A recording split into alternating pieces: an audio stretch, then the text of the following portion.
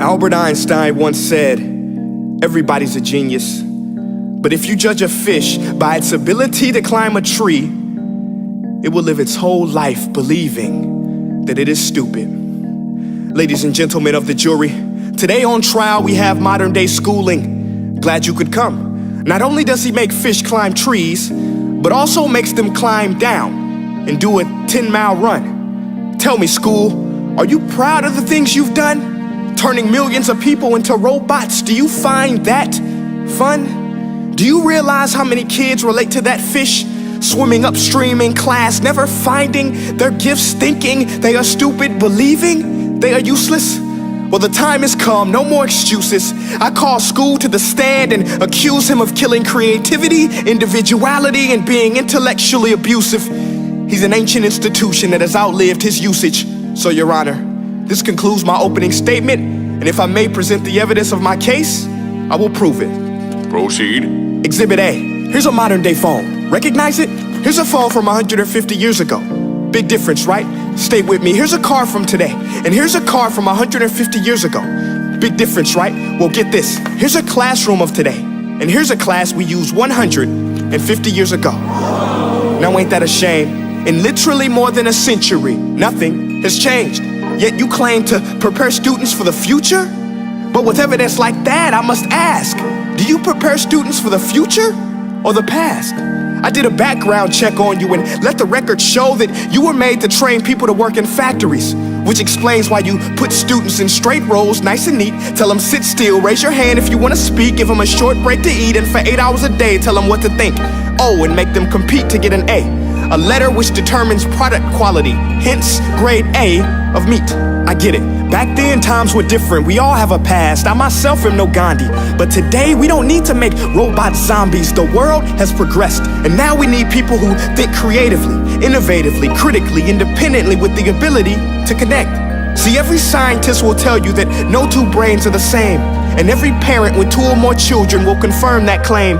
So please explain why you treat students like cookie cutter frames or snapback hats, giving them this one-size-fits-all crap. Watch your language. Sorry, Your Honor, but if a doctor prescribed the exact same medicine to all of his patients, the results will be tragic. So many people would get sick, yet when it comes to school, this is exactly what happens, this educational malpractice, where one teacher stands in front of 20 kids, each one having different strengths, different needs, different gifts, different dreams, and you teach the same thing the same way? That's horrific. Ladies and gentlemen, the defendant should not be acquitted. This may be one of the worst criminal offenses ever to be committed. And let's mention the way you treat your employees. Objection. Overruled. I want to hear this. It's a shame. I mean, teachers have the most important job on the planet, yet they're underpaid? No wonder so many students are short-changed. Let's be honest, teachers should earn just as much as doctors, because a doctor can do heart surgery and save the life of a kid, but a great teacher can reach the heart of that kid and allow him to truly live. See, teachers are heroes that often get blamed, but they're not the problem. They work in a system without many options or rights. Curriculums are created by policymakers, most of which have never taught a day in their life. Just obsessed with standardized tests. They think bubbling in a multiple choice question will determine success. That's outlandish. In fact, these tests are too cruel to be used and should be abandoned, but don't take my word for it. Take Frederick J. Kelly, the man who invented standardized testing, who said, and I quote, "These tests are too cruel to be used and should be abandoned." Ladies and gentlemen of the jury, if we continue down this road, the results will be lethal. I don't have much faith in school, but I do have faith in people. And if we can customize healthcare, cars, and Facebook pages, then it is our duty to do the same for education, to upgrade it, change it, do away with school spirit, because that's useless. Unless we're working to bring the spirit out of each and every student, that should be our task. No more Common Core. Instead, let's reach the core of every heart in every class. Sure, math is important, but no more than art or dance. Let's give every gift an equal chance. I know this sounds like a dream, but countries like Finland are doing impressive things. They have shorter school days.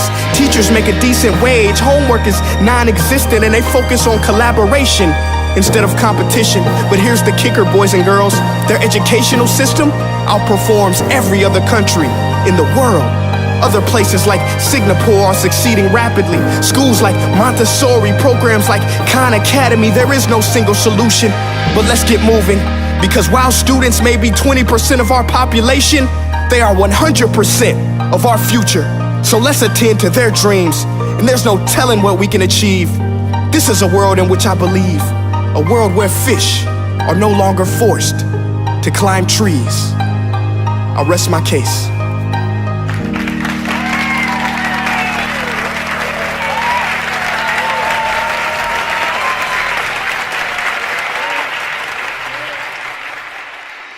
Hey guys, my name is Prince EA, and I want to say thank you so much for watching my video. But now, I want to know what you think.